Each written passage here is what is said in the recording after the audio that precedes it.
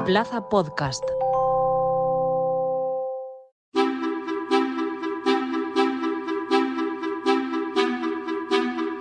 La agrupación nacional de Marine Le Pen consiguió una victoria contundente e inédita en la primera vuelta de las elecciones legislativas en Francia con el 33% de los votos junto a sus aliados conservadores.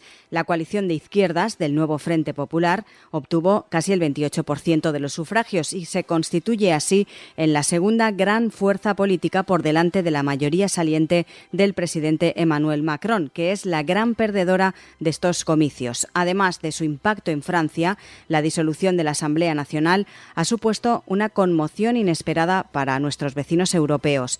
Ha creado una doble incertidumbre, por un lado, sobre la orientación política del próximo gobierno y sus repercusiones para el conjunto de Europa, y por otro, sobre el futuro de la política europea en Francia, el segundo país de la Unión Europea por población y economía. En las instituciones y las capitales de la Unión Europea se preguntan si Le Pen, en caso de ganar, se comportará como Meloni o como Orbán. Vamos a analizar estos resultados y sobre todo qué importancia tienen las elecciones legislativas y si gana Le Pen en la segunda vuelta, ¿a qué escenario se enfrenta Macron? Hoy en Plaza al Día, elecciones en Francia. ¿Qué impacto tendrán en el resto de Europa? Hola, personas payísticas. Bueno, que dice personas payísticas, dice broyentes. No, broyentes no. Bueno, siguen persones payísticas, que diu Lucía Márquez, o broyentes, que li agrada més a Guillermo López. O paellers. O paellers, que diria Marta Meneu. La Paella Russa és el vostre podcast semanal de salseo, actualitat política y el que faça falta. Ahí estamos. Ya disponible en Plaza Podcast y en las principales plataformas.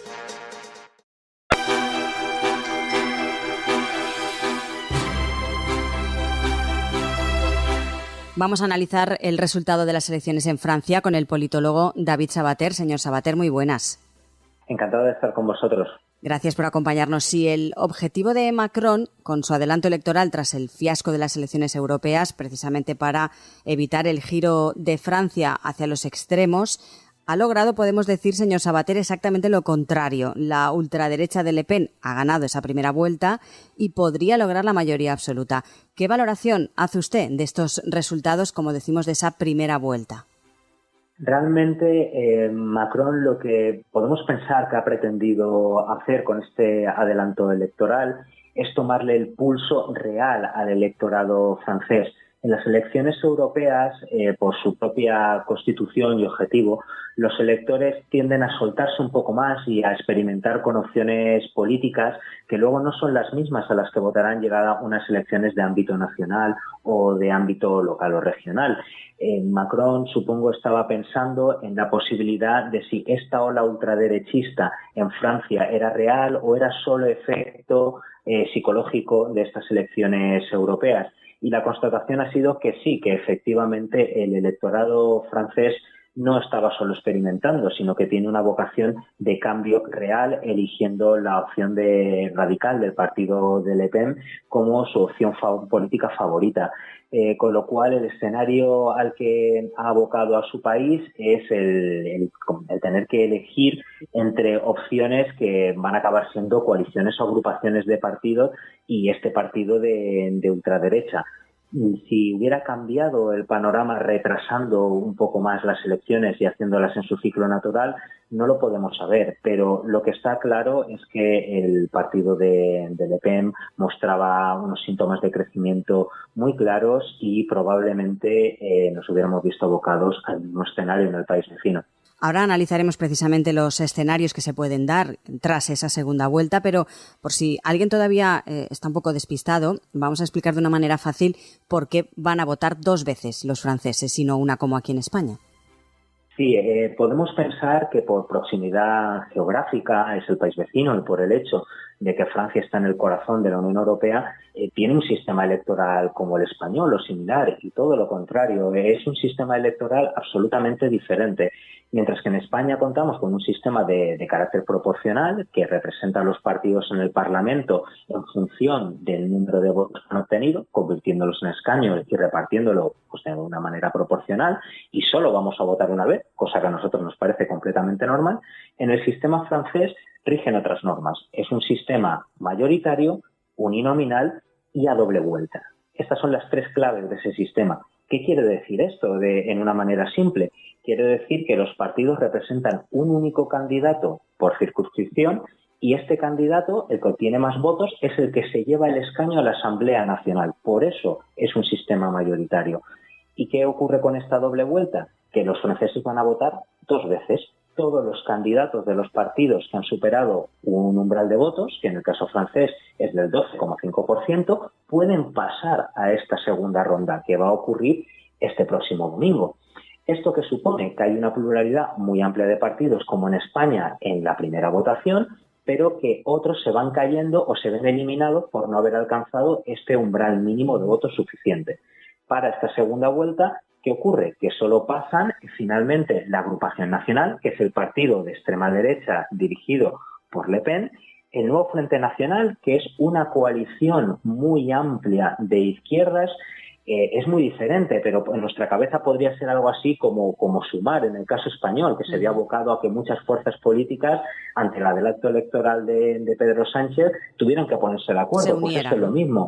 Exacto, ante la premura de la convocatoria electoral que ha forzado Macron, Nuevo Frente Nacional une a partidos de izquierda, pero tan dispares como puede ser la izquierda más radical, representada por la Francia insumisa de Mélenchon, los socialistas clásicos, socialdemócratas y verdes y ecologistas.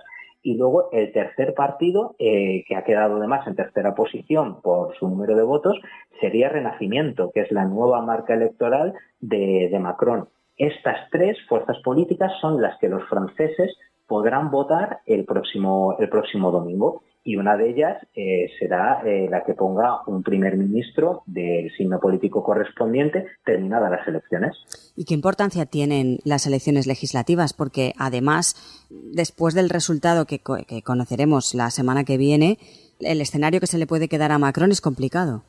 Muy complicado. Otra, junto con esta doble vuelta, que es prácticamente una excepcionalidad dentro de las democracias europeas, también hay otra peculiaridad en nuestro país vecino, y es que los franceses, al igual que otros países de nuestro entorno, como puede ser Italia, no solo votan a su primer ministro, también votan al presidente del país, al jefe del Ejecutivo, que en este caso es Macron.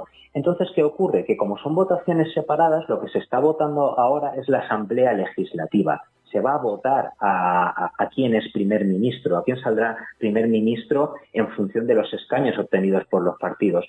Pero esta persona tendrá que cohabitar, y ese es el nombre que se da técnico en ciencias políticas, situación de cohabitaje. Este primer ministro tendrá que cohabitar con el presidente de la República Francesa, que va a seguir siendo Macron, porque su estancia en el Elíseo todavía no se ha agotado, todavía no hay elecciones para presidente de la República. Esto va a dar lugar a una situación realmente compleja, porque tenemos que tener en cuenta que sea cual sea el resultado de la segunda vuelta, el presidente Macron, que tiene un perfil de centro liberal y republicano clásico, socioliberal, se ha llegado a definir alguna vez, tendrá un primer ministro o bien de izquierdas de una amplia coalición de partidos, y en esta coalición de partidos, como hemos dicho, hay partidos realmente escorados a la izquierda del espectro político, o tendrá un primer ministro puesto por Le Pen, será un primer ministro de extrema derecha, con lo cual imaginémonos esta complicada situación en la cual el jefe de Estado, que es Macron, asumirá funciones de representación exterior y diplomacia de Francia, será el jefe del ejército, tendrá una serie de potestades políticas, pero el grueso de la política interior de Francia será regida por el primer ministro. Sin duda se espera una situación bastante compleja, no absolutamente atípica en la historia de Francia, pero por lo polarizadas que están las fuerzas, realmente yo diría que es inédita. Porque, señor Sabater, ¿podría Macron convocar unas elecciones presidenciales o no? No tiene todavía esa potestad el presidente de la República. Puede adelantar las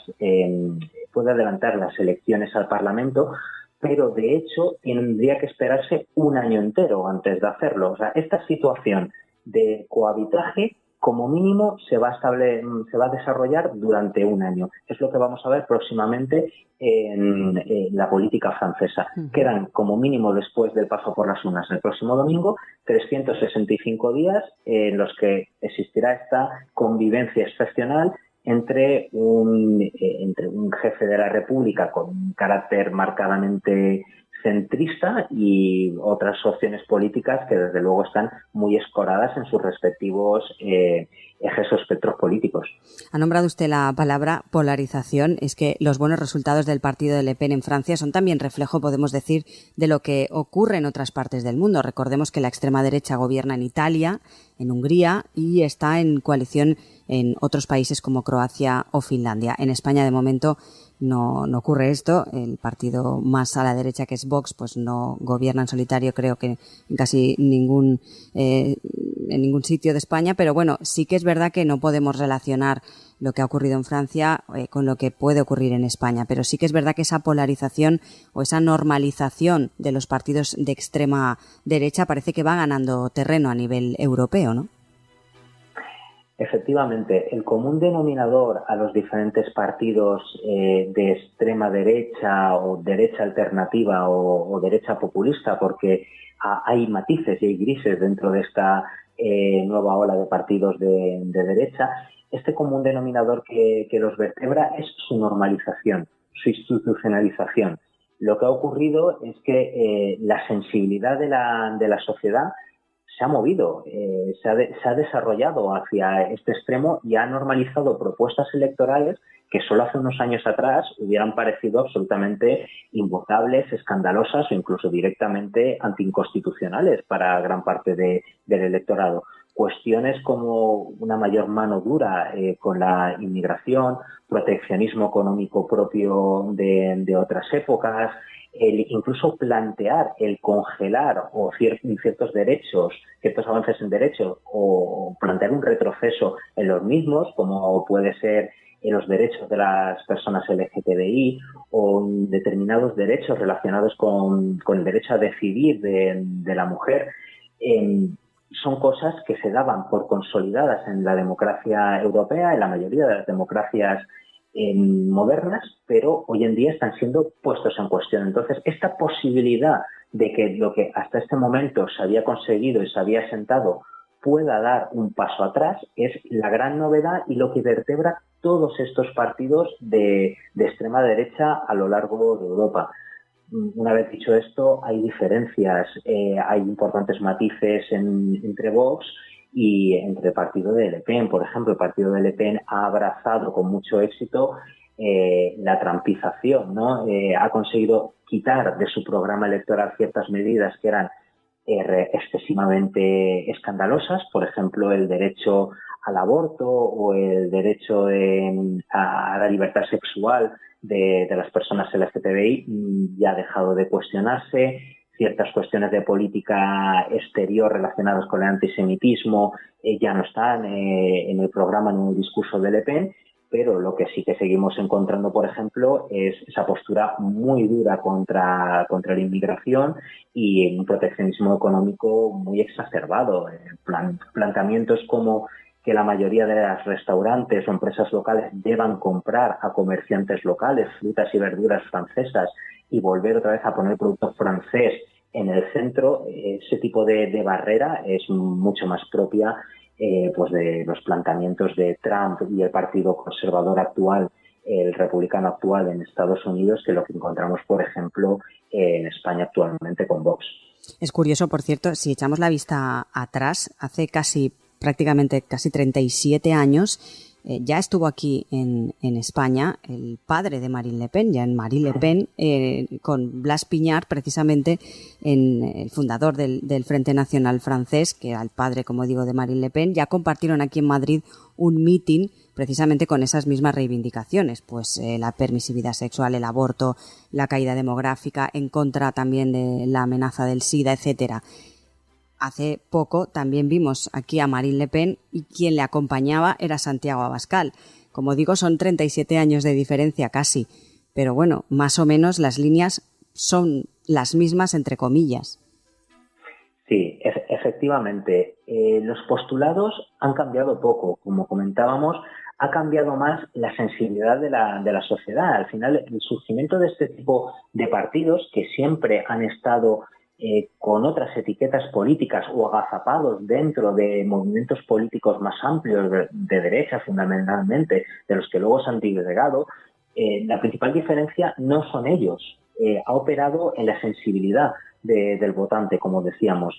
Hay una ola de descontento muy importante. La ciudadanía ha estado sometida en los últimos 10, 15 años a cambios muy rápidos, a crisis muy profundas. Solo pensemos en lo que ha sido nuestra vida en los últimos 5 años, en los que ha habido una pandemia mundial con todas las repercusiones tanto financieras como empresariales, como psicológicas que ha tenido para la ciudadanía. Estamos metidos en una guerra de manera prácticamente directa a las puertas de Europa con el conflicto entre Ucrania y Rusia. La situación económica no acaba de ser buena, quizás en términos macroeconómicos, como pasa en Francia, es buena, pero lo que ocurre luego es que en el bolsillo de los ciudadanos no se nota tanto, tanto por la inflación galopante que ha golpeado a muchos países, como por el hecho de que se han disparado costes energéticos o cestas de la compra. Entonces, ante la necesidad de dar respuesta a sus problemas en una opción que de verdad les garantice un cambio, los ciudadanos lo que están haciendo es refugiarse en nuevas opciones políticas. Han probado los partidos tradicionales, en este momento se sienten poco apoyados por ellos, sienten que no les está dando esa garantía vital que necesitan, que no está respondiendo a las necesidades de su día a día, y se han lanzado a probar otras opciones. ¿Qué recorrido puede tener esto? Bueno, la única manera de verlo es ver qué hacen estos partidos cuando llegan al poder. Y pongo dos ejemplos muy rápido. Estamos viendo cómo el partido de extrema derecha de Meloni en Italia, por ejemplo, se ha domesticado bastante.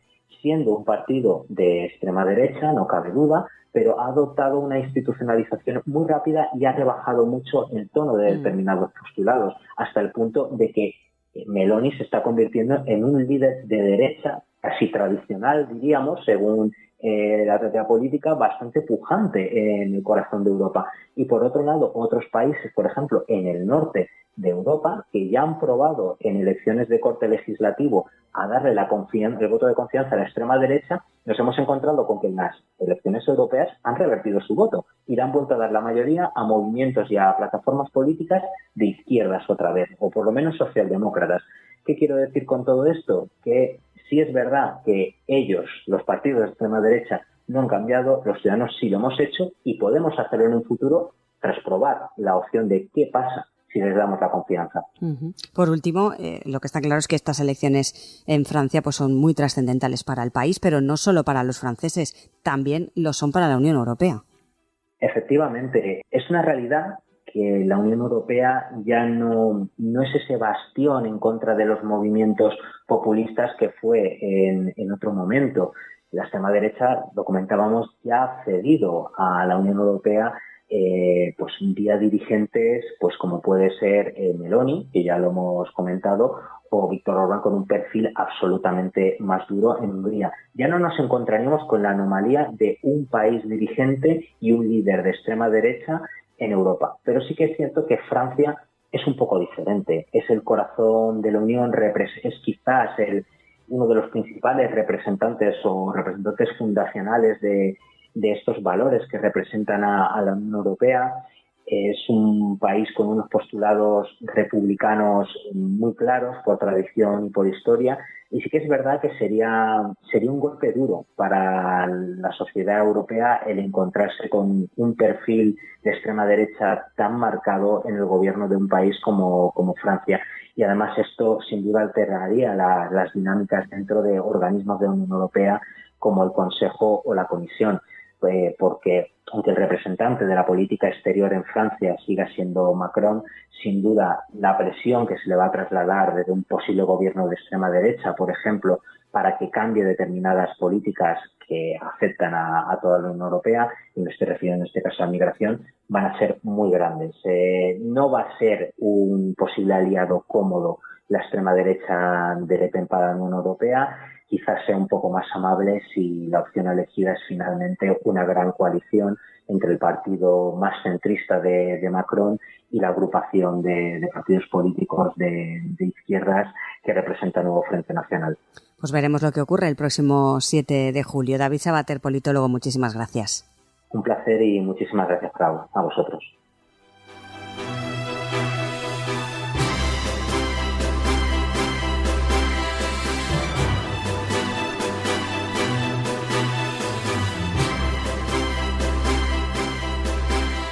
La próxima votación del 7 de julio será crucial no solo para Francia, sino para toda Europa. Como señala Sabater, estas elecciones son trascendentales y el futuro político de Francia influirá en la estabilidad de las políticas de la Unión Europea.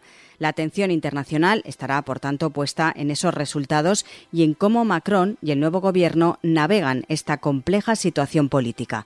Recuerden que tienen disponibles todos los episodios de Plaza al Día, también el resto de contenidos de Plaza Podcast, en la web plazapodcast.es. Además, también lo pueden escuchar a través de todas las cabeceras del Grupo Plaza y en las diferentes plataformas de podcast. Por último, les animamos a seguir a Plaza Podcast en las principales redes sociales.